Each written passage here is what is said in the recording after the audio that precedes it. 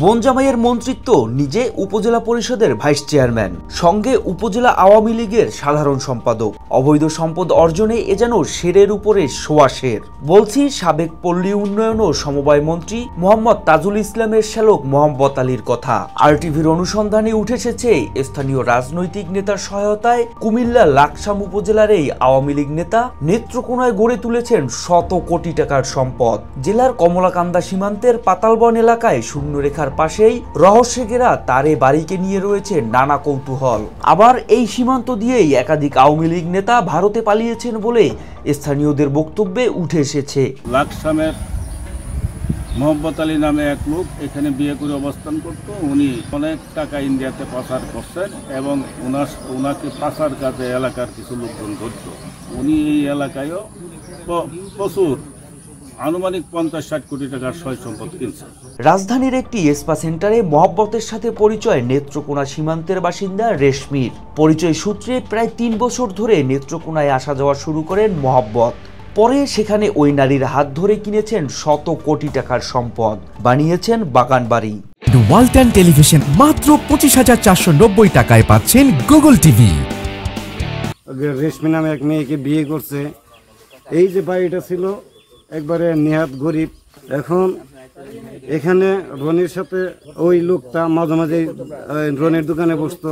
রনির দোকানে বসার পরে তাজামল, আন্নাম, আবু সাইদ, রশিদ ওদের সাথে চলাফেরা করতো। অনেক টাকা নিয়ে বস্তা বস্তা টাকা নিয়ে এখানে আসতো। আসার পরে ওই রনির দোকানে তুইতো এখানে এসে টাকা দিয়ে অনেক জমি রাখছে, বাসা বাড়ি করছে। এদিকে মহব্বত আলী তার নির্বাচনী হলফনামায় স্ত্রী সহ নিজ নামে সম্পদ দেখিয়েছেন মাত্র 3,63 লাখ টাকার। আর জুলাই অভ্যুত্থানের আগে দাখিল করা আয়কর রিটার্নে ট্যাক্সযোগ্য অর্থের পরিমাণ দেখিয়েছেন 3,82,14,000 টাকা। তবে আমাদের অনুসন্ধানে বেরিয়ে এসেছে মহব্বত আলী ও রেশমির নামে কমলাকান্দা সদর, চাঁদপুর, বড়ুয়াকোনা, চিকনটুপ, কচুগড়া, চিনাহালা মৌজায় প্রায় 100 কোটি টাকা মূল্যের অন্তত 20 একর জমির তথ্য। এর মধ্যে রয়েছে মহাদেও মৌজায় 70 লাখ টাকায় 6 একর, একই মৌজায় দরগার পাশে 1 কোটি টাকায় আরো 3 একর 80%, চিনাহালা মৌজায় 2 একর 20%, কচুগড়া মৌজায় 4 একর 20%, একই মৌজায় বগাডুবি মাঠে 3 একর 40%। এছাড়াও কমলাকান্দা সদর ও চাঁদপুর মৌজায় কিনেছেন বাগানবাড়ি, পুকুর সহ বিপুল পরিমাণ সম্পদ।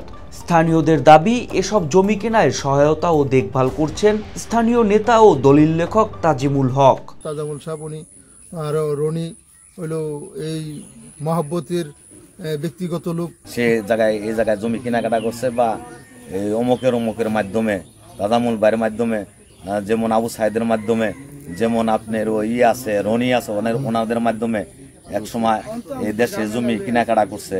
তবে জমি কেনা ও দেখভালের বিষয়টি অস্বীকার করেছেন অভিযুক্ত এই নেতা। এই মহব্বত এলাকা জমি রাখছে, আমি তার 2টা রেজিস্ট্রি করছি, 3 রেজিস্ট্রি করছি। আমি এইটুকুই জানি, আমার প্রতিপক্ষ যারা আমাকে মান সম্মান হেয়পূর্ণ করার জন্য এরা মনে করেন পায়তারা করতেছে। সীমান্তের রহস্যে ঘেরা বাড়ি ও মহব্বত আলীর বিষয়টি স্থানীয় পুলিশের নজরদারিতে রয়েছে বলে জানান পুলিশ সুপার। কথা হচ্ছে আমাদের এমনি নজরদারি আছে, বর্তমান যে প্রেক্ষাপট, এই প্রেক্ষাপটে আমাদের বর্ডার রিলেটেড নজরদারিটা আসলে আছে। কিন্তু এই মুভমেন্টের কারণে আমরা এর আগেও কয়েকবার আমরা টার্গেট করছি, তো চেষ্টা করতেছি আমরা এটা নজরদারিটা আরো বৃদ্ধি করার, পাশাপাশি আমাদের যে পুলিশিং অ্যাক্টিভিটিসটা আছে এটাও আরো একটু বৃদ্ধি করার। লাকসামের আওয়ামী লীগ নেতার নেত্রকোনায় রহস্যে ঘেরা এই বাড়ি ছাড়াও তার বিরুদ্ধে স্থানীয় দালালদের মাধ্যমে প্রতিবেশী দেশে অর্থ ও মানব পাচারেরও অভিযোগ রয়েছে। মোহাম্মদ সায়েম, আরটিভি।